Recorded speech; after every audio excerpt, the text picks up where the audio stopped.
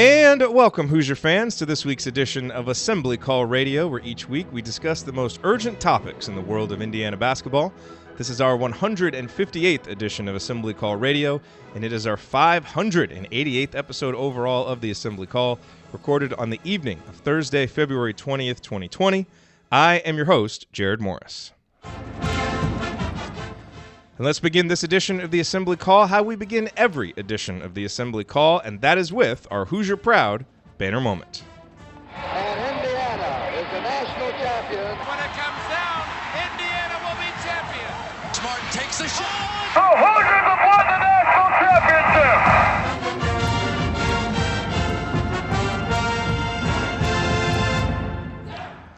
This week's banner moment occurred after Indiana's victory over Minnesota on Wednesday night when Archie Miller was asked about how he had adjusted his team's ball screen coverage for the Golden Gophers. Archie said, quote, "The adjustment was to not get us extended on their system and what they do. Our system wasn't able to be executed on Sunday against Michigan, and our guys lost confidence," unquote. Well, the adjustment seemed to work. Indiana was much better in defending ball screens on Wednesday night. And yes, it's important to note that Minnesota is just okay in ball screen execution. Michigan, by contrast, is among the nation's best, so some improvement was to be expected anyway. And yes, some of the improved defense was due to personnel, with Race Thompson playing 25 minutes to Joey Brunk's 8. But the reason this quote stuck out to me is because of the important lesson it seems to imply that Archie Miller has learned about his team. This particular team, anyway. I'll repeat the key line from the quote. "Our system wasn't able to be executed on Sunday against Michigan, and our guys lost confidence." Our guys lost confidence. Now, some groups of players might be able to experience some defensive breakdowns on the road, fight through them, and get the ship righted. Not this Indiana team. We've seen it repeatedly. Things start to go bad, their confidence in what they're doing drops, and the game is over in what feels like a matter of minutes. That has to be both infuriating and frustrating for a tough-minded, defense-first coach like Archie, who has such a strong and stubborn commitment to his principles. But after Sunday's debacle in Ann Arbor, it was clear that stubbornness wasn't going to help this group of Hoosiers get the most out of their season. And so Archie adjusted, and it worked. His team got off to a slow start defensively, but believed in what they were doing and ultimately turned in a strong defensive performance en route to an important road victory. Was it a one-off adjustment due to matchup? Was it something we'll see moving forward? Time will tell. But it seemed like this team needed a change on the defensive end, and Archie gave it to them, and it might have come just in time to save Indiana's season. All right, now let me introduce my esteemed co-host for this week's show. To my left, he is the Kevin Keats of Girls U Sports Coaching in Cincinnati, the president emeritus of the Robert Johnson Fan Club, and the world's most fun-loving bracketologist. You'll have fun. Fun. The Hoosiers make the tourney again. Fun. Andy, what is your bottom line Fun. on the last week in Indiana basketball? Fun. Well, I'm hoping to rebound from an audio perspective from the abject failure that was last night. So You're doing good so far. Good I job. noticed that you did have Kevin Stallings in initially during the thing, which I thought was a not so veiled shot at how things went last night. But appreciate you going with I Kevin rethought Keats, it because the that recipient- seemed really mean. Well, yeah. Well, I did see it, so it still hurt. But the Kevin Keats, the recipient of the blow-by Coach K handshake at the end of the blowout loss last night. So that's always a good time. From my perspective, this year or this time of year for me, everything tends to revolve around bracketology, and that from an IU perspective is a big thing that people have on their mind. So for me, it's you look back at if you count. Last night they played 3 games in 7 days, and what a weird 3 games those were, with the big win over Iowa, calmed everybody's fears.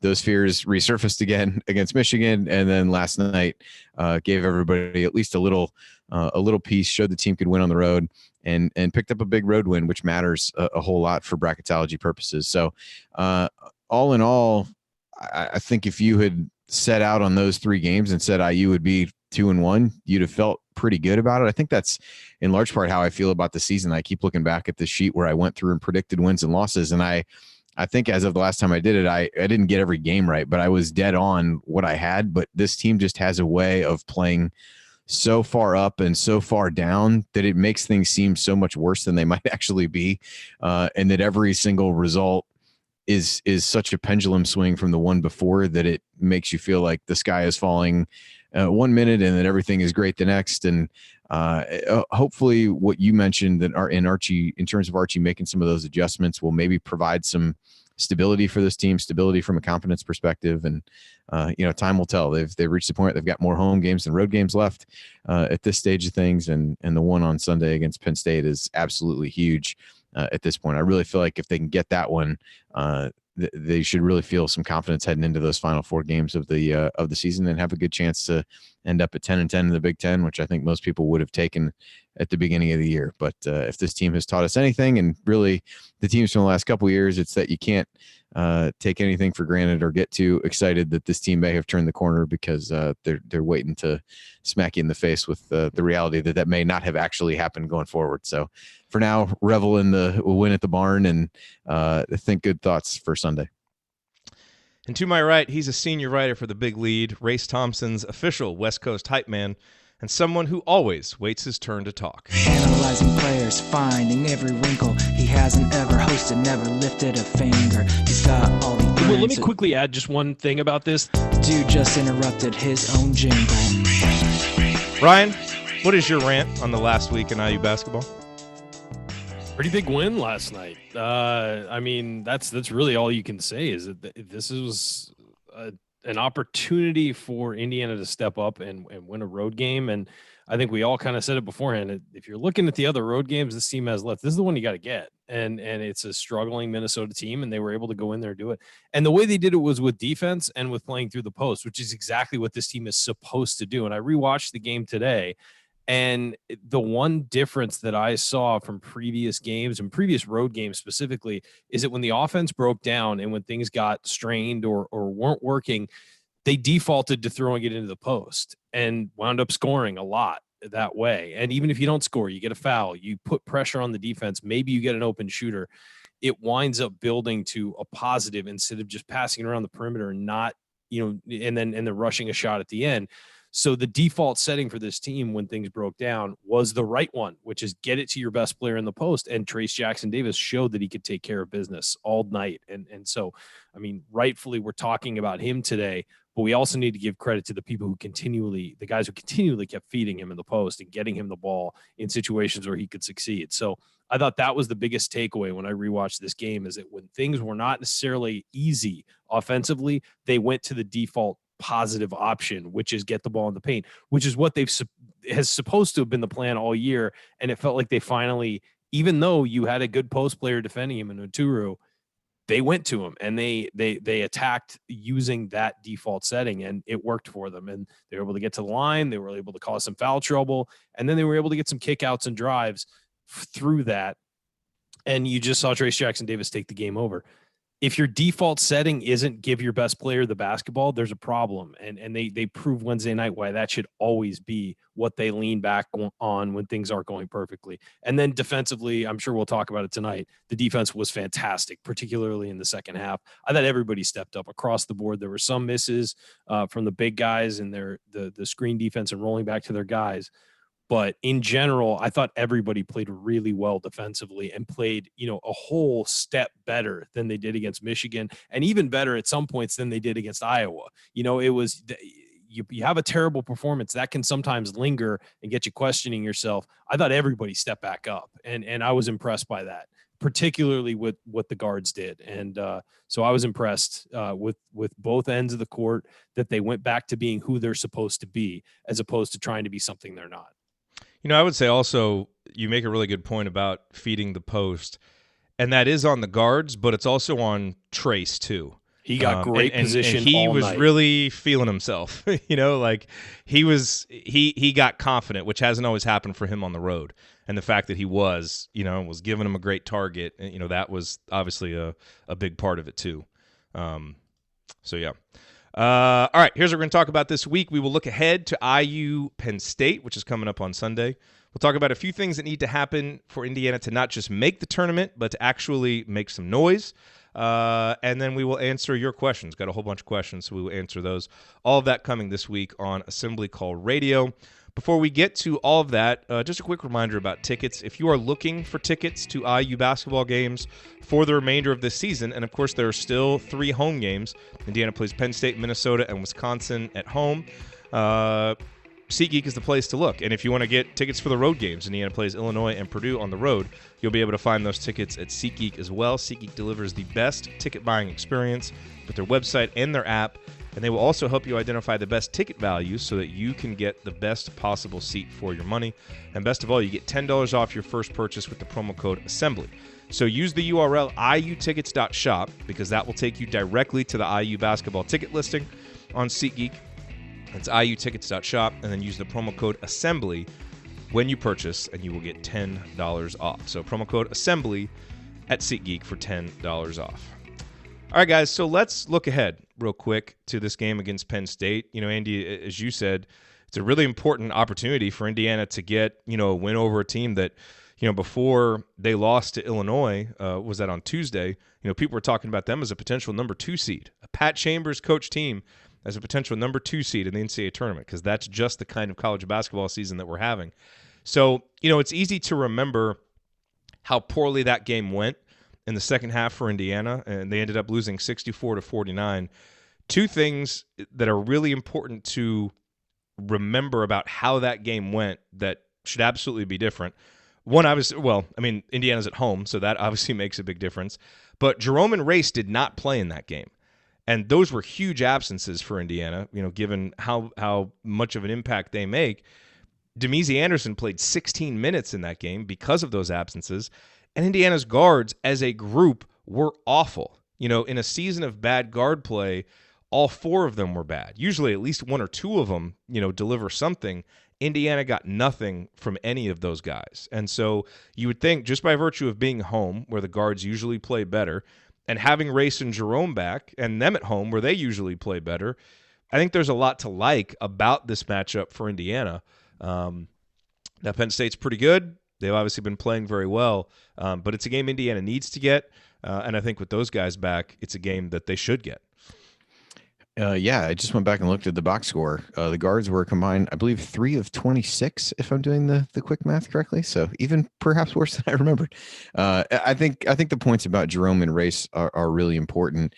That was on the heels of when Race had come out, played really well, and started to build some momentum. And he really struggled. And then Jerome, I feel like that was in the stretch where he had started to assert himself a bit better. That was right after the Maryland game, where he had arguably his best game as a Hoosier, and then ended up being ill and not being able to play.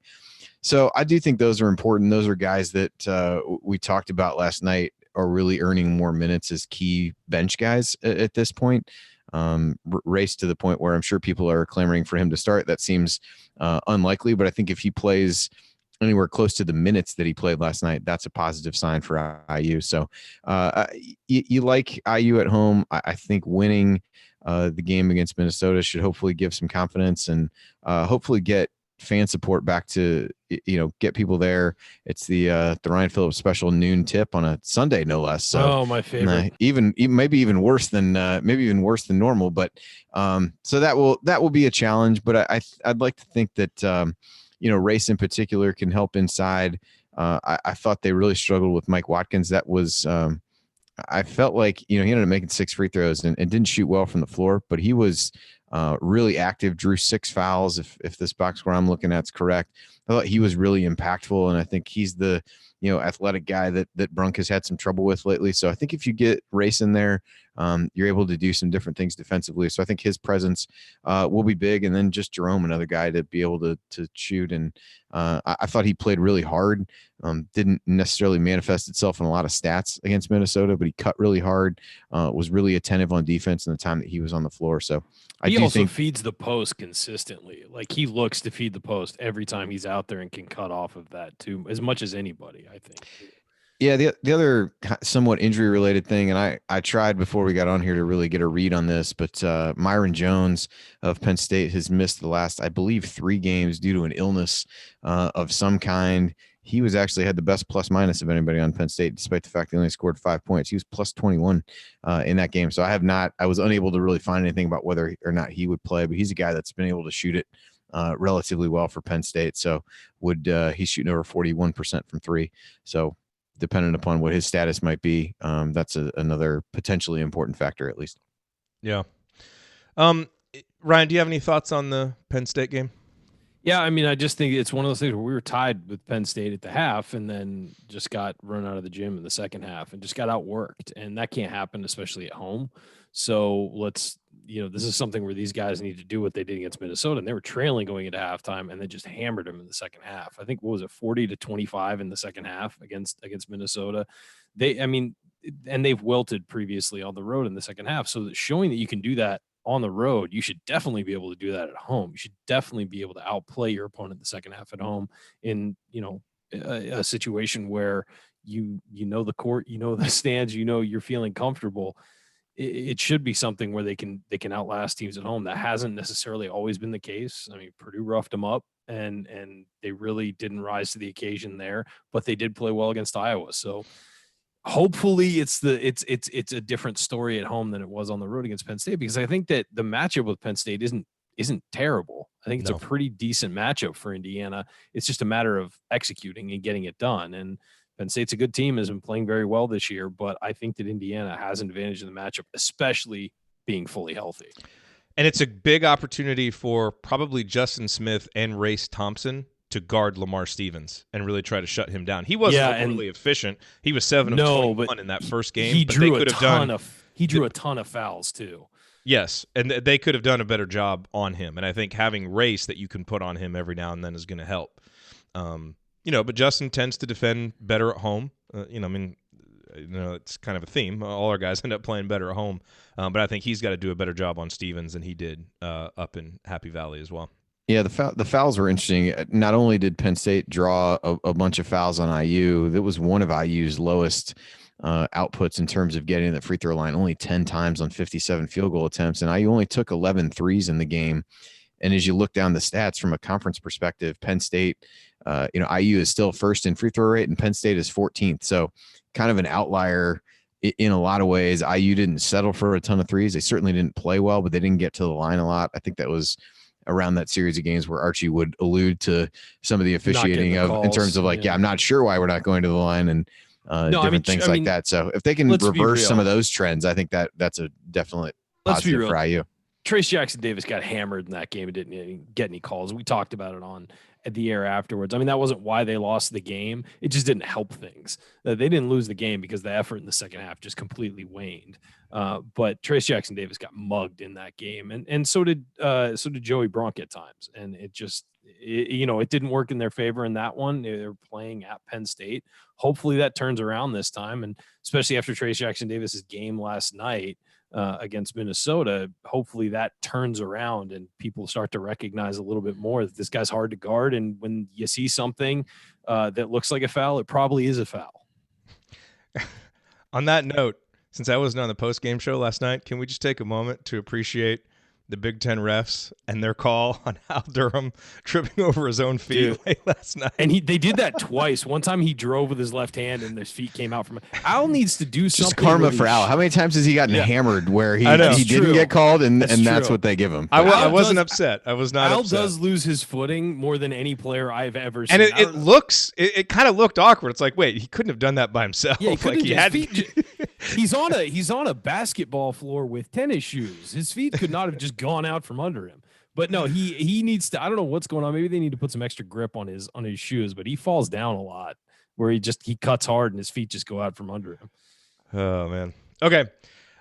Coming up, now that we are feeling a little better about Indiana's NCAA tournament chances after getting a road win, let's talk about a few important things that need to happen for Indiana to not just make the tournament, but actually have a shot at doing some damage if and when they get there. Stick with us here on the Assembly Call.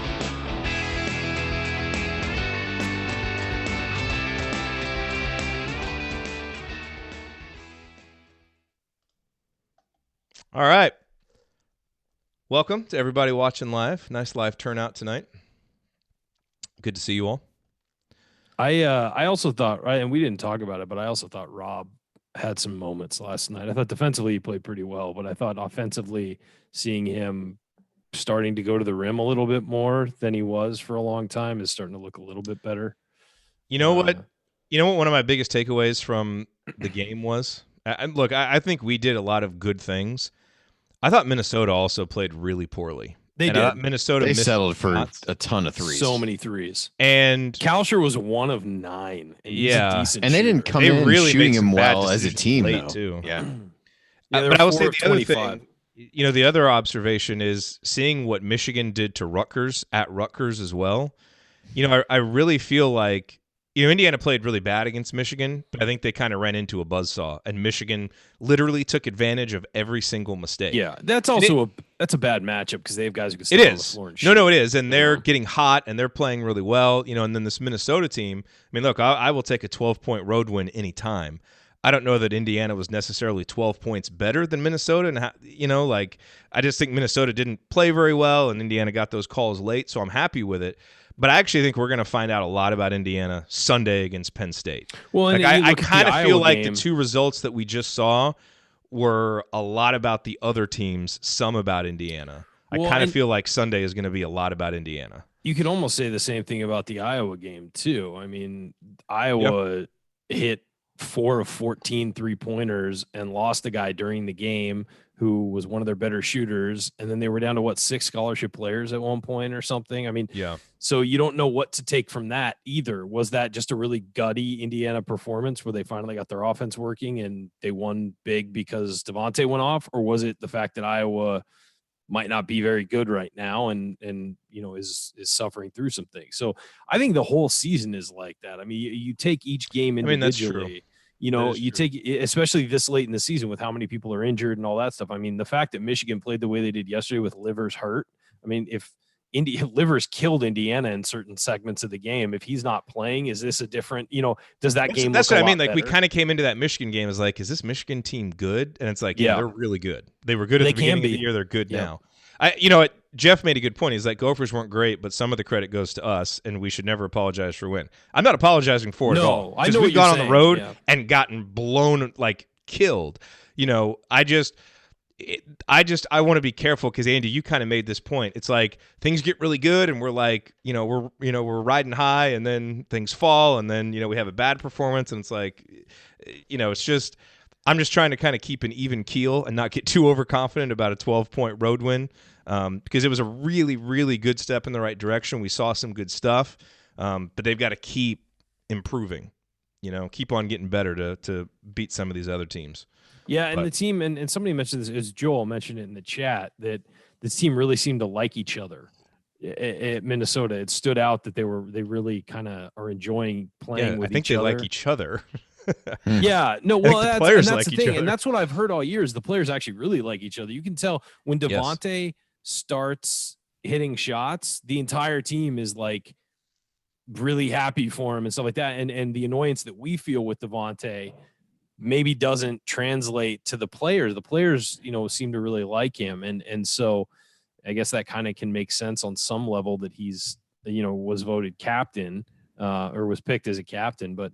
It's interesting because, what we don't know on the outside, what's going on the inside. We can just observe from the outside. Yep. Well, and this team's odd. I think the results lead you to the highs and lows just as you look down. I mean, I got to get a tea refill real quick.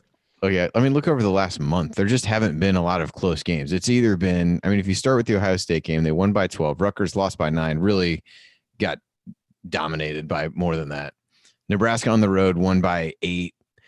Michigan State, that was a close one. Maryland at home was a close one. Then you go on the road, get blown out at Penn State, Ohio State, essentially blown out at home against Purdue, beat Iowa by double digits, lose to Michigan by 24, and then win by, I think it just lends itself to the highs and lows because there aren't, it's not like they're playing 8 out of 10 that are decided by 4 or 5 points. Every game, you're either it's a high or a low. Pretty good, or you look objectively terrible, and you just are kind of left to try to sort things out from there. So that doesn't help. But okay, let's go to segment 2. Can you hear anything in the background of mine right now? No. Okay. Just making sure. I think the mic really only picks up in here, but I was just making sure. Not here or here so much. We need to beat Penn State like Elizabeth Warren beat Michael Bloomberg last night. All right, let's not get political. Come on. That is not even I know, it's not even political. That It's is just pretty an objective. observation of fact. And it was awesome. Okay, it was hilarious, at least. No matter your politics, it was hilarious. Okay. Let's see where we are here. Did you guys come up with 3 things, or you just want to roll through mine and then go to questions? Let's roll through yours. I did. I never wrote them down, so I'll try to type them out on my phone so I don't forget. I did think about it after you sent the email, but I never formally did anything with it. So they're in my head, but I like how quickly Ryan just said, just go through yours. Because you clearly have it thought out and are like, you've got yours done. Let's go. Let's just take yours and see. No, it's fine because we don't need to belabor it. Why don't we do we yours can hit and we can mailbags. argue if you're wrong? You're not going to argue if I'm wrong because they're all clearly right. You might just have some to add or ones that you think spending is more way important. too much time with me. No. But I mean, there aren't really wrong answers to this question. Yeah, I know. Okay, here we go. Okay.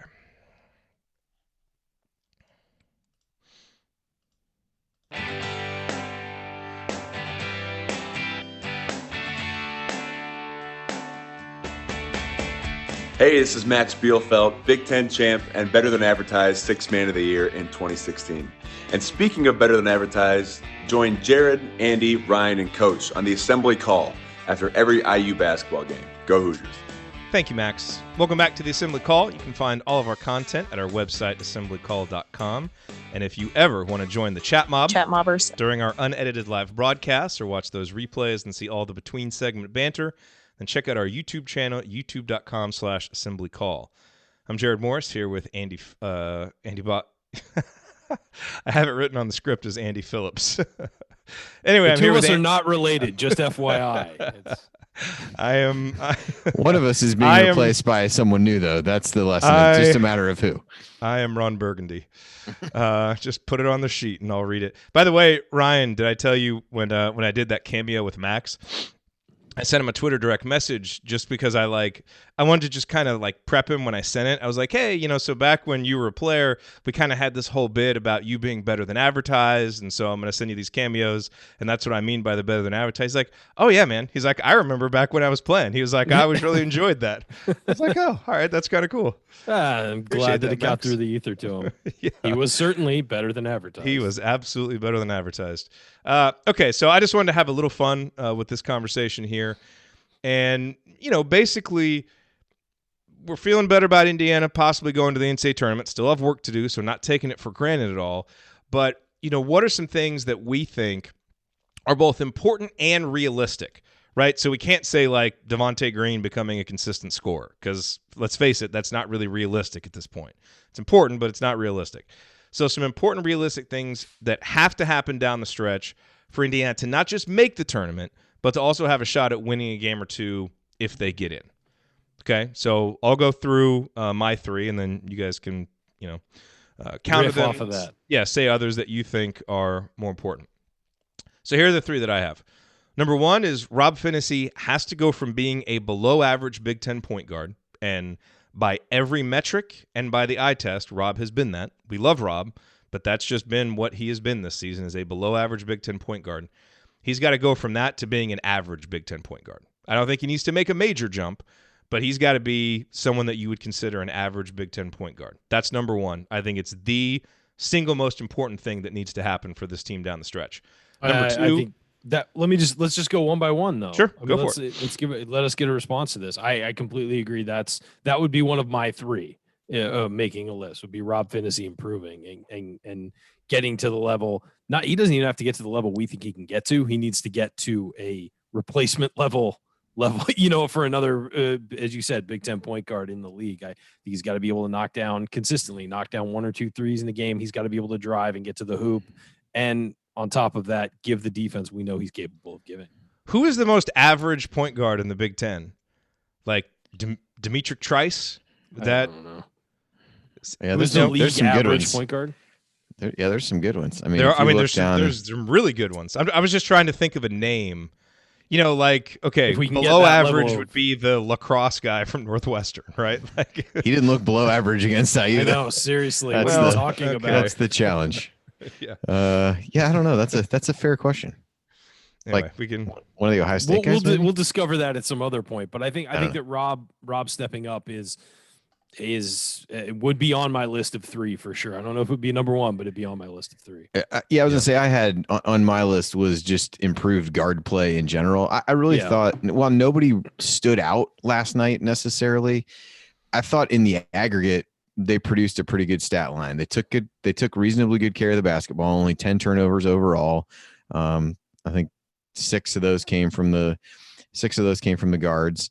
So I thought that was decent. I mean, you look back at that Penn State game, you look no further than that. I mean, 18 turnovers led to 20 some Penn State points. So I think while it would be great if one of those guys really emerged, I thought they all complemented each other relatively well. And even Devontae in the second half, I thought a couple of the first half shots were questionable. We talked about the hustle play of him, throwing the ball away and not really getting back on defense. But I thought in the second half, he was pretty under control, didn't force things much. Did have that one layup that he missed and Trace cleaned up in the lane. But I just think if you can get a bit more consistency out of those guys and get some kind of, I don't know what the number is, it'd be good to kind of look back over the course of the season and say, hey, when they as a group hit certain thresholds, what have they done? But I thought last night was a decent performance in that regard. And so if they can carry that over and complement each other well, I think that's a good one. So Rob is definitely a part of that. Mine was just a little bit more vague, I guess. Yeah. Okay. So, I mean, we all agree there. The guard play definitely has to get better. And it'd be nice to have one guy that you can count on, as a playmaker and a guy to take care of the ball. And so to me, Rob's that guy. So that's number 1. Number 2, I guarantee we're all going to agree with this. And it was almost too obvious to put on there. And yet you look at the numbers and it's like, let's not take this for granted. Number 2 is Race Thompson needs to play 20-plus minutes a game. Like, he needs to be one of the top 5 minutes guys on this team. And that seems obvious after the last couple of games. But keep in mind, he's only done it 3 times all season long. He's played 2 of them are in the minutes. last 3 games. Yes, against Minnesota, Iowa, and then way back in the Princeton game. And obviously, Indiana's playing a little bit of a different style earlier. He's had injuries. Although I will say, folks who were listening to the show back in November, remember us talking about how Indiana seemed to play the best when Trace and Race were on the court at the same time. We were talking about that back in November. Who brought that up first? I think he's on the show tonight. I don't know. I mean, we all I know we all agreed, but I've been just let Ryan take his victory lap on it. Whether it was really him or not, just let it go. Because he's gonna insist that it was him. So there's just no reason. I brought that up, and I do remember bringing that up, and you guys agreed fully that they looked like the best post duo. Mostly because they can switch, they can guard on the perimeter, they can move really well on defense, sort of in every, on every third of the court. And then offensively, they play off each other. Race has made some really nice passes this year when he hasn't. And now you're seeing him start to make shots and start to, score in different ways around the hoop. And he made all 3 of his free throws against Minnesota, and his shot looked really good. I think that he's made 3s this year. I don't think that that's something we're going to, rely on, but I'm certainly okay with him taking 1 a game because he's made them. But he's a versatile guy, and he's a versatile guy who, quite frankly, we've said it before, is a difference maker. Indiana's better when he's on the floor. So I agree with you. He needs to play more. I don't know if he needs to start. There were a lot of people clamoring for him to start after the last game. I don't think that's going to happen. Just because Brunk is the veteran leader who probably his attitude sets a tone in practice and all that stuff, and he's getting rewarded for that. But Race needs to play a lot down the stretch, and I think there's another guy who needs to play a lot down the stretch. We'll get to that sort of in your next one, I believe, Jerod. But I think that's inarguable that the more Race Thompson plays, the better it is for Indiana. Yeah, I had that one on my list as well. I think that's relatively obvious. IU undefeated when Race scores at least 5 points in a game. I think it may have only happened 7 times, but that's neither here nor there. Big 10 stat of the day. And so undefeated when TJD gets a double too. So true. Another big 10 stat of the day.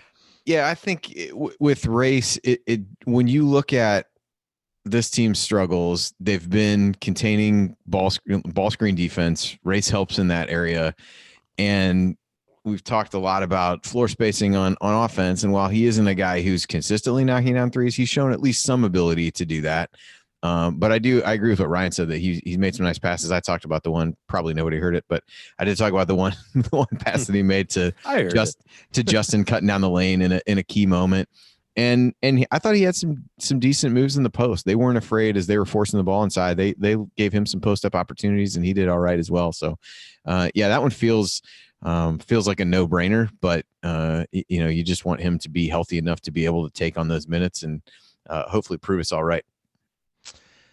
Now, I think there's a lot of different directions that you could go with the third one. I thought about Deron Davis. Obviously, Devontae Green is the guy that kind of sets this team's ceiling. And so certainly you want to put something for him. But Devontae Green is just a roulette wheel, so trying to predict anything with any level of consistency, I think we just have to go with what Devontae gives us and kind of work around it. And if he's going to go for 25 points, obviously every time he does that, that's an opportunity for Indiana to get a big win.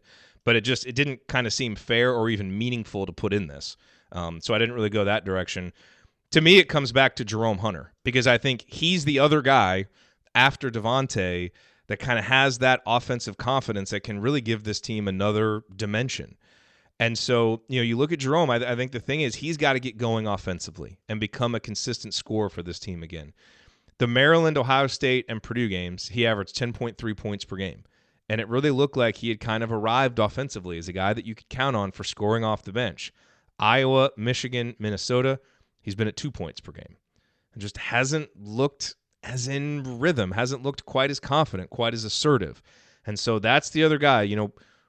Part of the reason I thought this team could always be better at the end of February and March and be a pretty good team heading into the tournament if they got there, is I thought this is when Jerome would start to hit his stride and give Indiana another dimension offensively. And we've seen it, but now if we can get it consistently and he can be a guy that Indiana can really count on, that really adds another dimension. And so I think that's, you start looking at what could make this team dangerous in March.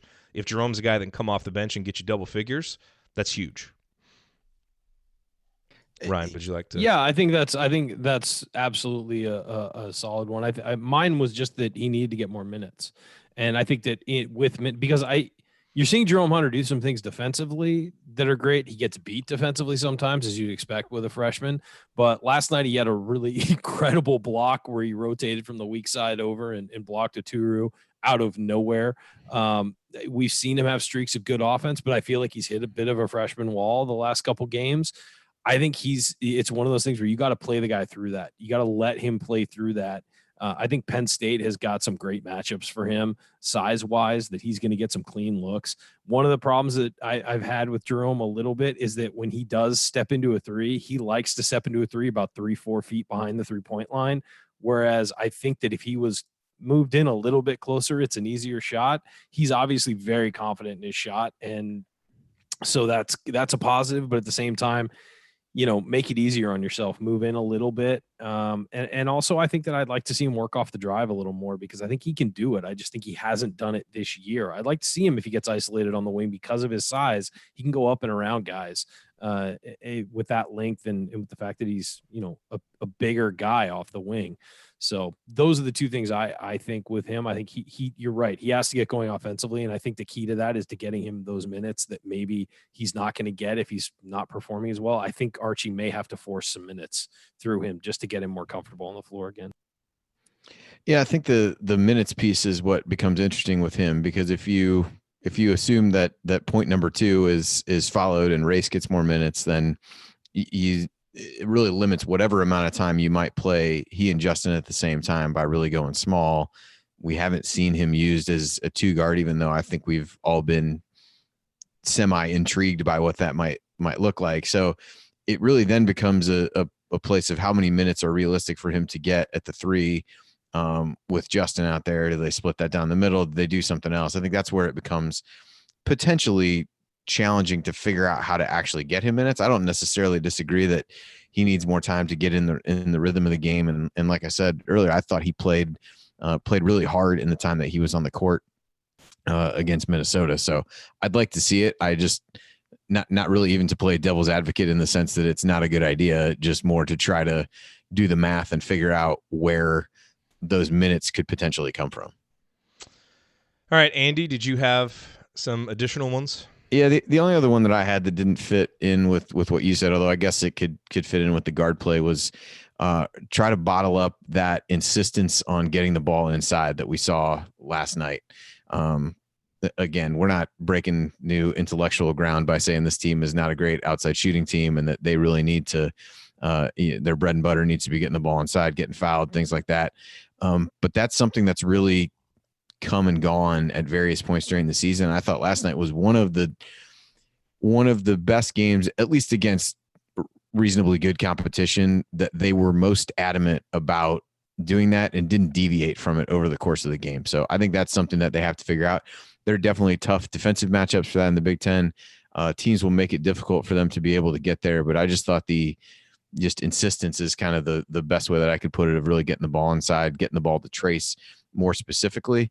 As Ryan said earlier in the show, it doesn't feel like you should be having to tell people you need to get your best player the ball a whole lot more than you have been, but that was the focus last night, and I think that needs to be the focus going forward. If they can do that, this team will go as far as Trace can take them, but they got to give him the opportunity, and he has to provide himself the opportunity. Archie talked about that after the game last night, about sometimes he doesn't post hard enough and different things like that. I think if he continues to do that, they've got to continue to feed him, and good things happen when he gets the ball in the paint. You know, a lot of times it is going to make you an inherently inconsistent team when you are counting on a freshman to be your rock. Understandable. And to be your leader, especially a freshman big man in a conference with this many good big men. Like, it really is pretty remarkable the season that Trace is having, given he's got to be the Big Ten freshman of the year. I'm sorry. I would certainly think so. Yeah, there have been some what a guy arguments this week. means to his team and just how good he's been. Yeah. Yeah. It's not Now, close. and he can take it and run with it down the stretch here. You know, I mean, it's all there for the taking. So hopefully he will. All right, one last point that I want to make here before we get out of this segment. You know, these last two games, after the Michigan debacle and then obviously the big kind of unexpected win against Minnesota, there has been so much knee-jerk reaction about Archie Miller's job status and how hot his seat is.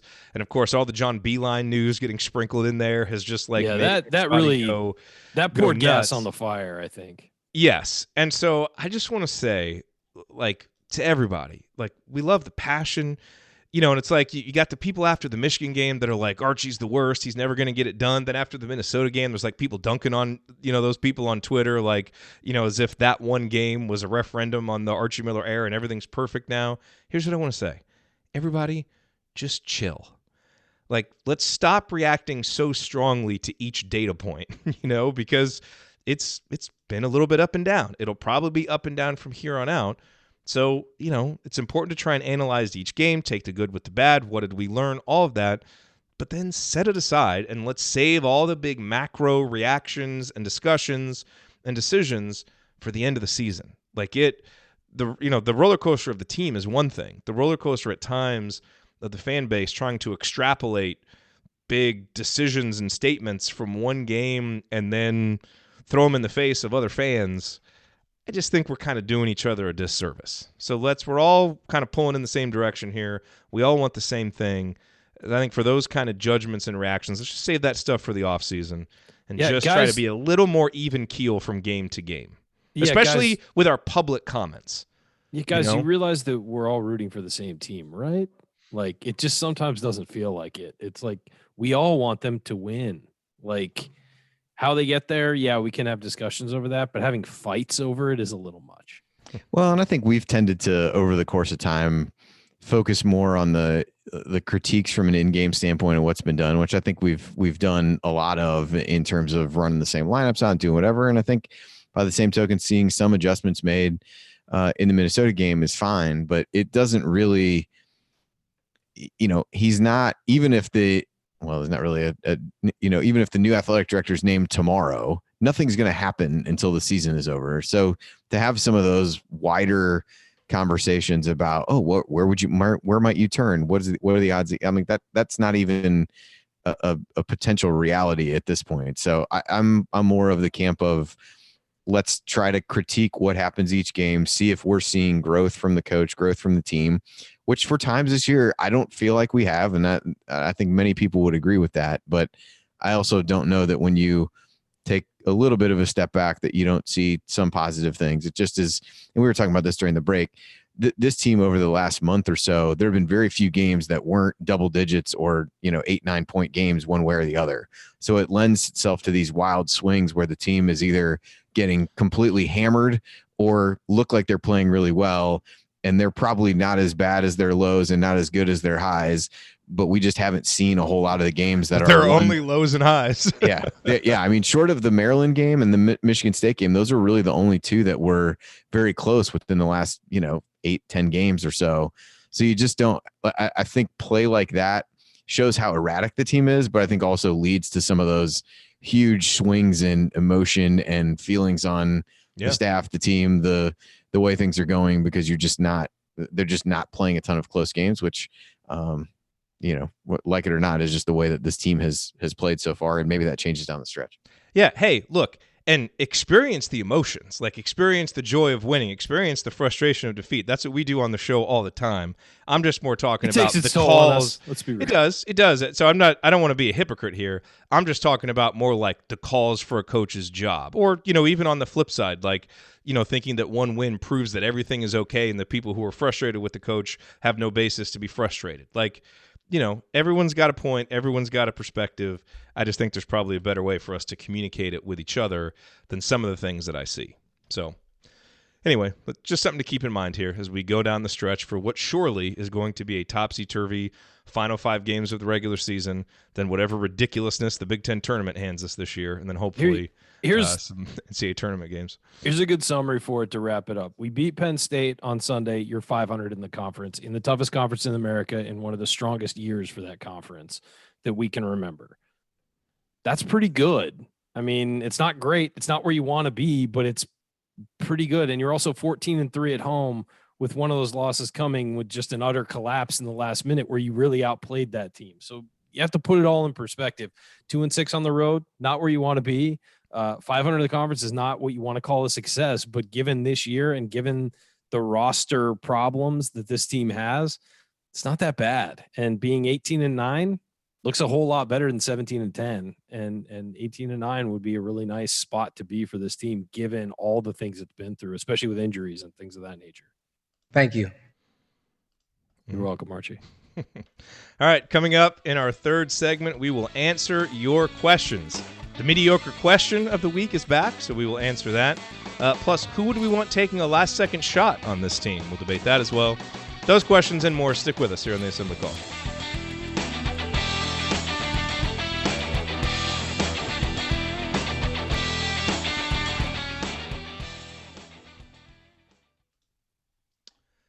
All right. Let's do this. Let's knock it out. We will knock it out. Let me go close the door real quick.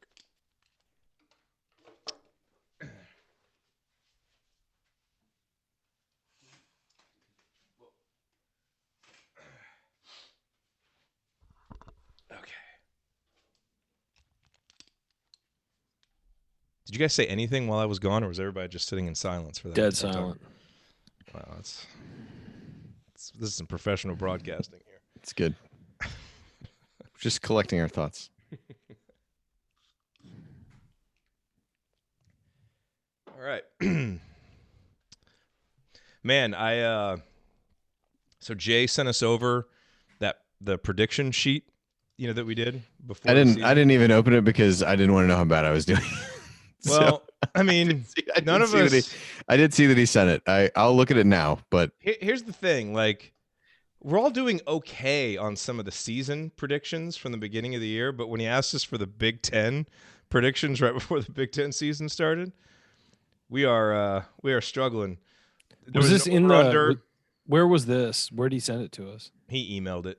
You didn't get it because you refused to respond to his Big Ten one. So. Oh, okay.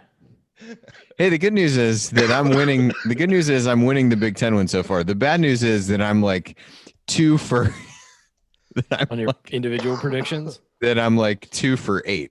But Yeah. It's been a different season. Hey, to our defense, it's been a really different season than we all expected. And there have been more injuries and up and down. No, I know, but there are some interesting ones. Like, okay, so this was, again, coming into Big Ten season, over under Demezy Anderson 10 minutes per game. We all took the over on that, which seemed reasonable at the time. Yeah. He was playing a lot of minutes, and obviously that hasn't happened. I'm really sweating out that Armand Franklin 14 minutes a game one. Need him to get a few more because he's barely over. He's a little bit over that now. Yeah. Oh, he's over it. Okay. Okay, 11 and a half conference wins, Ryan. What do you think everybody took? Under. No, we all took the over. We are over. I mean, yeah, over. Everybody took the over. Okay, here's the one. Oh, so I wasn't on for the Big Ten ones. Okay, I got it. No, you weren't on. Well, no. Then he emailed them, but it's neither here nor there. Oh, okay. You might have had Zoom open at the time, though, so you couldn't check your email. You're possible. Your email. I have a new computer now. Your email was compromised. It's not your fault. The other one is Justin Smith stocks per game, so that's steals plus blocks, and the over/under was at 2.2, which seemed pretty reasonable to the point where I took the over, Coach took the over, Andy took the under. Do you realize he's only at 0.8? Wow. He's done some good things. There's really no excuse for that number to be so low. I would also like to point out, especially when you see the block that he had against Minnesota last night in transition. Yeah. That number needs to go up the rest of the season. I would also point out to Jay that I just found a clerical error in this where on the free throw attempts per game, I had the under, but he has that marked in red. So I would turn that into the attention to detail, Jay. The accounting firm of whoever is. It's mediocre spreadsheet work. I don't know what. At this point, though, the way this is going, I think Franklin's going to be under that 14 minutes a game. Yeah, he's at 15.2. Yeah, that seems like trending in that direction. It's gone down precipitously over the last couple of weeks too. Yeah, he got 9 last night. I was actually a little bit. I was surprised too. It didn't seem like it. I didn't know he was on. When I rewatched the game today, I was like, Franklin was in during this stretch. Like I really didn't notice it. All right, should we hop in and do the final segment? Yeah, let's do this final segment. Okay, and then we'll just hang around and we'll answer. We can go quick on some of the other questions afterwards. Oh, we've got like 8 minutes before we need to break. All right, that's a decent amount of time. Okay. Sorry to all the YouTube folks. How crazy is it? We all took under 6.5 rebounds per game for Jackson Davis. And I remember us talking about that, and we're all wrong. I remember us all talking about it being like, well, it's because everybody's going to get rebounds. And if Race had played all year, it might be less. But he wouldn't be.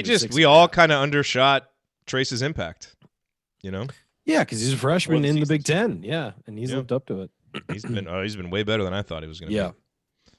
I thought he'd have games where he'd be great, but I thought it would be 50-50. Yes. Okay, here we go.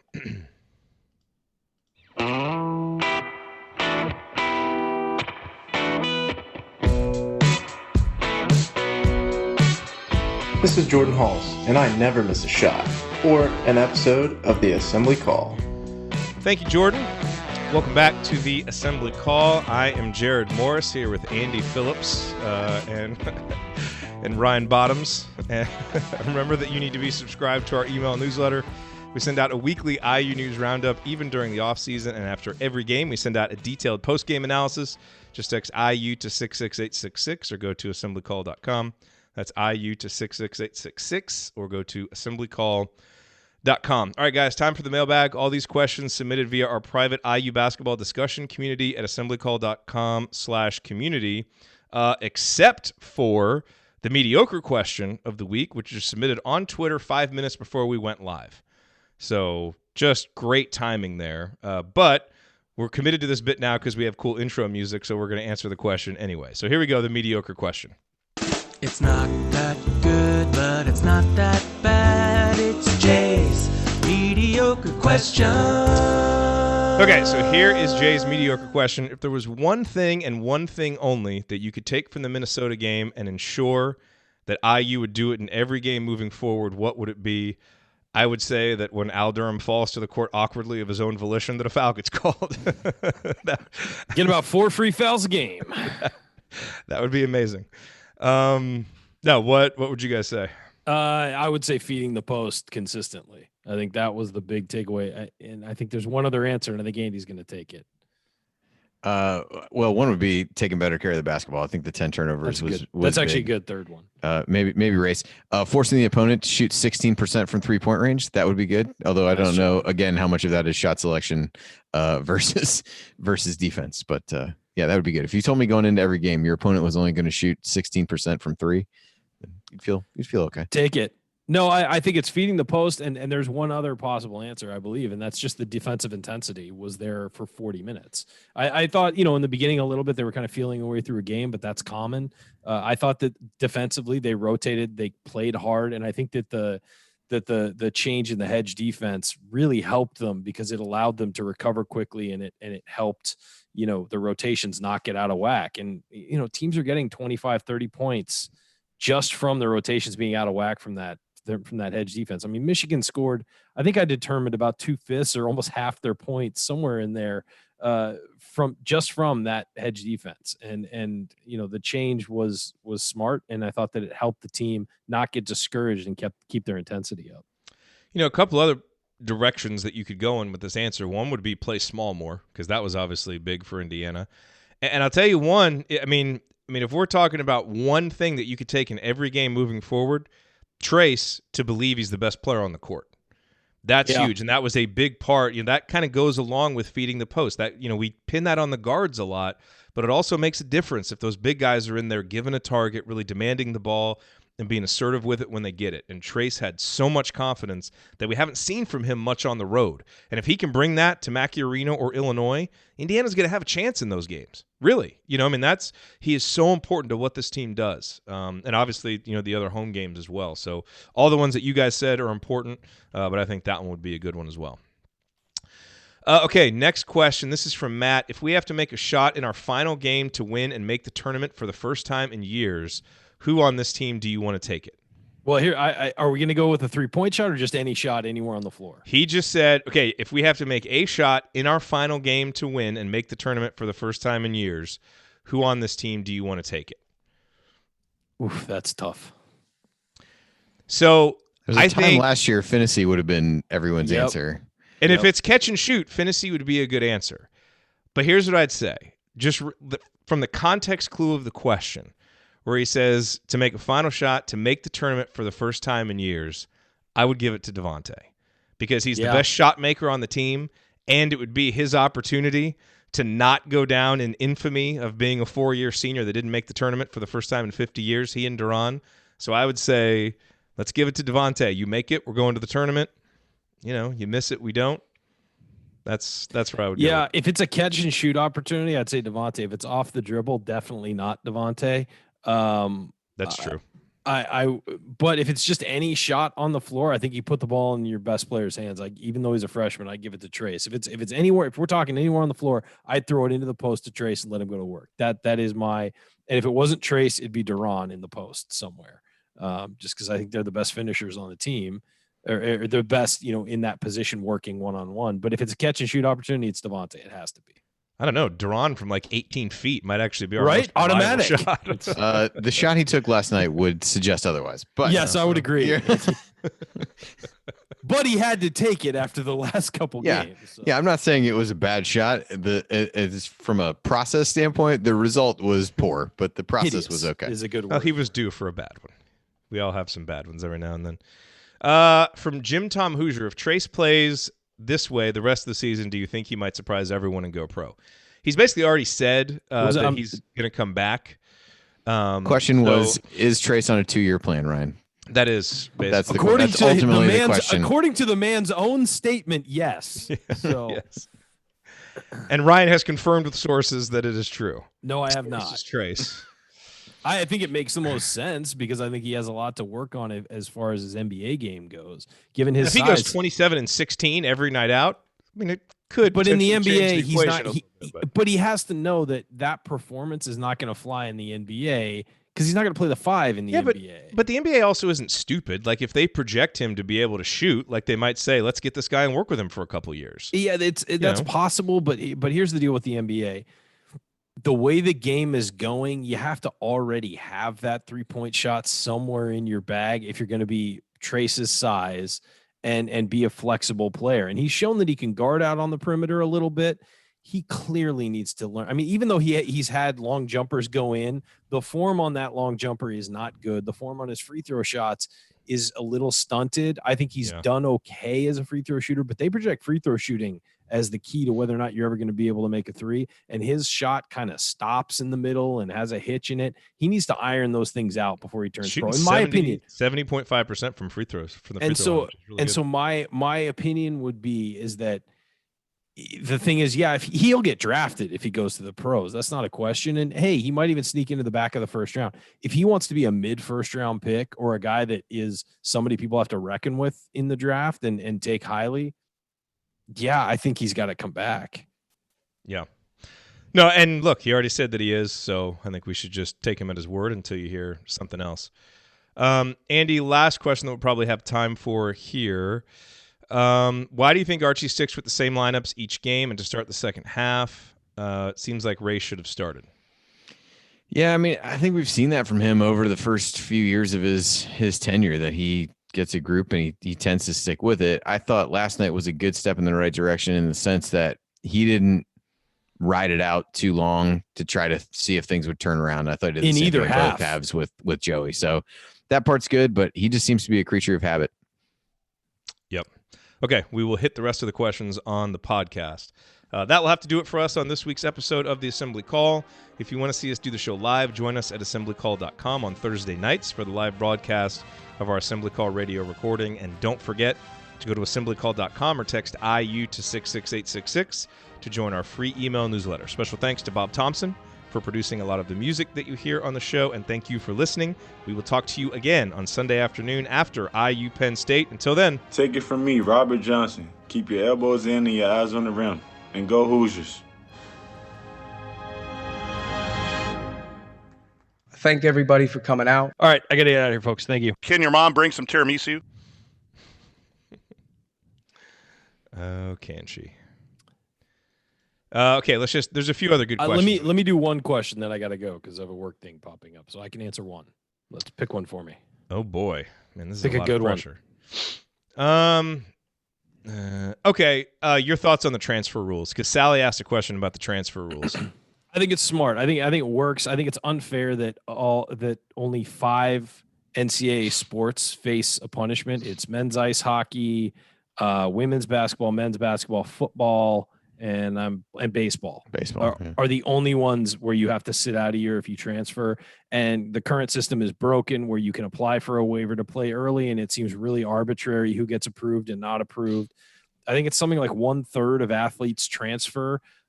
When kids go on these visits, and I know people say, well, you made a commitment. Well, when kids go on these visits, they're sold a bill of goods that isn't necessarily what real life is at these campuses. Kids also transfer, have family things pop up with, or commit, have family things pop up, need to go home. They run into experiences. I remember one kid last year at Florida, his roommate had sexually assaulted a girl. And he wanted to transfer, and Florida wouldn't let him transfer. And then he finally got to transfer. And then the news came out about that guy. It's like, you know what? Just let the kids transfer one time. I agree that people are saying it's going to create free agency or whatever. Well, how about this? Treat your student athletes well, and they won't want to leave. I mean, I really think that is the biggest aspect of this, is that if kids are happy on campus, even if they're not playing well, even if they're not getting great playing time, whatever, but if they're happy on campus and feel taken care of and treated well and are doing well academically and the right things are in place at each school, the idea that they're going to transfer is lower and lower. And by the way, if a kid isn't playing much and wants to go somewhere where he's going to play more power to him. I think that if the coach isn't taking advantage of the athlete he has, then I think these kids should have an opportunity to transfer. I agree. There are unforeseen consequences that are going to happen. Let's let these kids do this and then deal with it later. The NCAA takes advantage of kids in so many ways. I think this is the least they can do as far as a concession goes, is let kids who are unhappy at the school they picked go to a different place and pursue happiness and trying to be, in a better situation. So that's my thoughts on it. I think it's fine, especially now because the current process is broken where everybody applies for a waiver to play immediately and there's no rhyme or reason who gets accepted. So, I get it. If a coach leaves, they're typically going to get accepted. But right now it just seems I want to be closer to my family. Well, no, we don't. We think you should sit out a year. No, we think this. It's nutty the way You've got to either have like a set rule. Yeah, there's just no transparency in it now, so they set themselves up to be second guessed. Yeah. So I think that honestly, with the way it's developed now, I just think this is the right thing to do. And you're starting to see conferences back it too, because they understand it's the right thing to do. The Big Ten and the ACC have both come out and said it's right. I think the MAC came out and said that they're going to pass something that lets guys transfer. I understand some coaches will hate it. I understand some athletic departments will hate it, but you know what? Anything that's better for student athletes, I think we should be pursuing, because everybody else seems to get the big benefit of athletics, but the student athletes are the ones that are held back a little. So anything to make those kids' lives a little easier. Yeah. Sally actually used the example of softball and how it's not just kind of lower tier players transferring. It's a lot of high profile players transferring and even saying they want to do it to, try to get to a College World Series. And we'll probably see that, guys will transfer to a Kansas or to a Kentucky, but that's, it's the first thing you have to figure out is it right and is it fair? And you do that. And, if there are, like you said, there's going to be some collateral damage. I don't think it's going to destroy college basketball like some people say. Yeah. So, the transfer it's portal right and fair for the players. So let's do it, figure it out. Maybe something has to be tweaked later on because everybody's like, okay, this is a total disaster. Let's figure that out. But I think this is a good step in the right direction. People are entering the transfer portal and staying now. Like tons of people enter the transfer portal in football and basketball after the season. And then a lot end up staying, a lot end up transferring. It's already there. We're already there. I just don't see the point in punishing. And by the way, as far as basketball goes, that in some ways it helps the coaches because then you can reload with another player that you think fits your system better. But I know some coaches at mid-majors aren't going to like that because their guys are going to trade up to big conference schools and stuff. But that's already happening. With the grad transfer playmakers. With the grad transfer rule, it's already happening. So I just think that people who are anti this change, I just think that there are a lot of good reasons to do it and very few bad reasons. And again, if it turns into a complete mess, they can always go back on it. They can always alter it, fix it, change it. But it's worth it. It's worth trying at this point. Yeah. All right, guys, I'm out. All right. Thank you. He gone. I will see you. If Jalen Crutcher wants to play for a Dayton coach that actually, had several seasons of success, come to Indiana, Jalen. Play for Archie. All right, Andy, let's run through these last questions here. Alex says with Trace coming back, so he's just assuming that Trace will be back, which is what Trace said, so that's a good assumption. This year is looking like a great year of preparation for a title run next year, he says. I might be slightly aggressive there. See what happens with the transfers. Perhaps more than slightly, but all right. How do you expect Archie to wait playing time for the underclassmen moving forward to get them reps in Big Ten action? Can this be done while also not giving up on the season? I really thought last night was a good formula in that way. Maybe you want to try to find a few more minutes for Jerome. He only played 11 minutes. But I thought it was a good balance of you put guys in a position to be able to win the game. And by doing so, you played Racemore, who would, if next season is going to be anywhere near as good as the question intimates, then good Lord, let's hope so. Yeah, then he's going to be a big part of that. You're continuing to get Armand some spot minutes, get him a little bit of experience, but not overloading him with too many. And Jerome is really the other guy, if you're really thinking about young guys that you want to get more playing time for. I think that's the one that was a little bit of a struggle, at least trying to find minutes for. And I think that goes back to some of the comments I made earlier, where it just gets a little bit tough to try to figure out how to do that unless you really want to play small. And if you really want to do that, then you're not giving Race as many minutes, and you've got to really phase out, really one of Brunk or Davis in order to do that, or start playing Jerome at guard. So I thought last night was a reasonably good formula to be able to do that. At this point, you're really in no position to be able to, give up on the season. You got to do whatever you think is giving you the best chance to win games. And I think you see that in him turning back to a guy like Jerod, who's played well and responded in these situations as a senior, and certainly a guy that if you're playing for next year, you'd have every reason not to give a ton of minutes to, but he's generally played well over these last handful of games and responded to that situation. So I think they're actually doing a relatively good job of that so far. I agree. You said everything I was going to say. Adam says, do you guys have any info on the latest recruiting efforts Arch and the staff have made? Saw something about a 5-star planning a visit. That is Aminu Muhammad, who is planning an official visit. Anything else notable going on recruiting-wise? That's kind of the main one. Obviously, there's a lot going on with the guys in the state of Indiana. Trey Kaufman, who Indiana's been seeing a lot, and all the guys in that class. Rob said, I also thought there was a possibility that a 2021 candidate may reclassify like Race did. Forgot the name, but it was a guard. So you've got Carter Witt from North Carolina that has talked about reclassifying, hasn't made a final decision yet. Christian Lander, there's been talk of that, but no final decision there. So, it's all just kind of up in the air. Those are some of the guys that they've been involved with. Obviously, First and Wesley and Lander and Kaufman are all really important recruits in the state of Indiana. You certainly need to get at least one of those guys. If you can get two of them, you would feel ecstatic.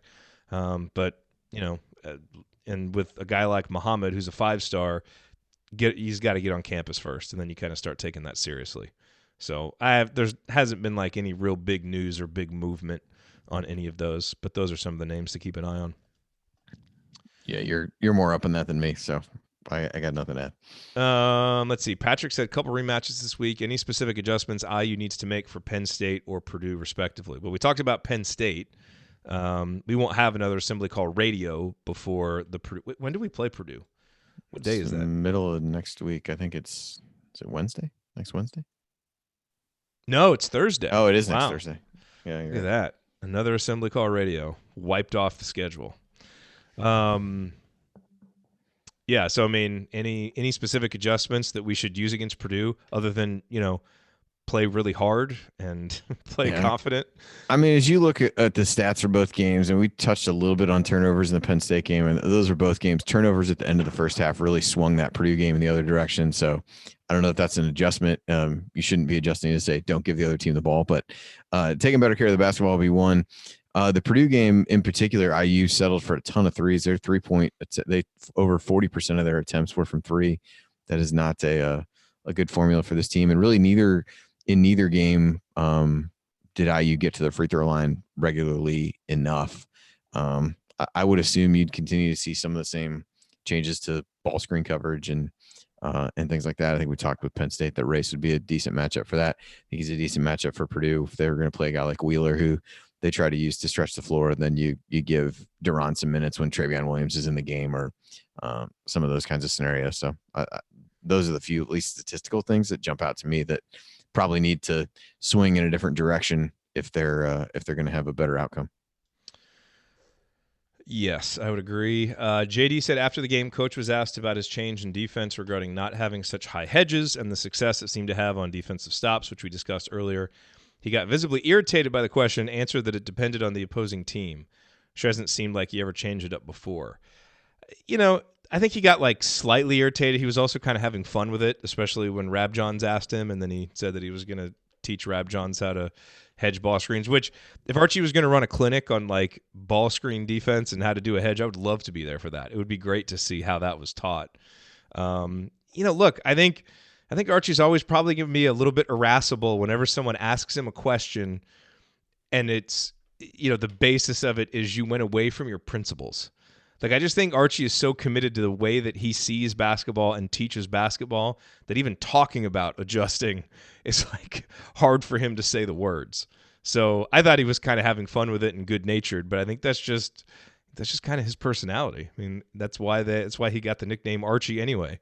It was, for those who don't remember that story from back when he was hired, it was after Archie Bunker because he was kind of an ornery little kid, and he's kind of an ornery coach, So, but he did adjust, and that was important, and hopefully we continue to see some adjustments. I think you have to be able to have your principles, have your system, but, tweak it where you need to from game to game. So, Yeah, And maybe I would agree. I thought it was tweak general every now and then if you really don't have the roster to do it. So, yeah, I mean, I do think, the question about doesn't seem like he's changed it up before. It's definitely been rare. I know we talked about the end of the Michigan State game where they switched on that final possession, and that ended up being, throwing Michigan State off a little bit. So he's done that occasionally in very specific situations. But I think from a full game, hey, we're really changing something up. And I think the flip side that a lot of people would give is, well, why did it take so long? Because that's been an issue for a little while. I think that's fair criticism in that regard. But, potentially it's just better late than never. And you go on from there. But it's good to see the adjustment. That was one of the big takeaways for me, was being able to, kind of make some of the adjustments that felt like needed to be made in prior games. So positive. A couple more here. JD says, what do the advanced metrics say about Justin's defense this season? It seems to me that he's been playing very well on that end for most of the season, with the exception of Michigan and one or two other games. Do my eyes deceive me? So I looked this up, and like in terms of synergy numbers, which essentially give you the stats for when the guy a player is guarding, like ends the possession. So in 175 possessions where Justin's man has ended the possession either with a turnover or a shot or getting fouled, he's given up 0.77 points per possession, which is in the 67th percentile.